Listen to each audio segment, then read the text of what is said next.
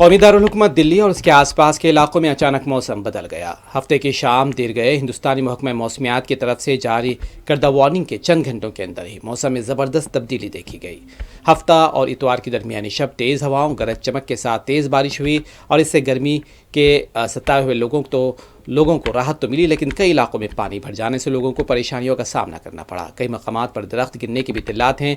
महकमा मौसमियात ने दिल्ली, पंजाब, हरियाणा, उत्तर प्रदेश और राजस्थान के कई अजला में 60 से 80 किलोमीटर फी घंटे की रफ्तार से तेज़ हवाएं चलने, तेज़ बारिश और गरज चमक के साथ खबरदार भी किया था और इसके तहत दिल्ली एनसीआर के लिए भी रेड अलर्ट जारी किया गया था। इसके चंद घंटे बाद ही दिल्ली एनसीआर के कई इलाकों में मूसलाधार बारिश देखने को मिली है। ख़राब मौसम के बाद फ़िज़ाई ट्रैफिक भी मुतासिर हुई। इंडिगो ने बताया कि उसकी परवाज़ें ख़राब मौसम और दिल्ली में हवाई ट्रैफिक की भीड़ की वजह से मुतासिर हुई हैं। मुसाफिरों को मशवरा दिया गया है कि वो हवाई अड्डे के लिए रवाना होने से पहले अपनी फ़्लाइट का स्टेटस चेक कर लें।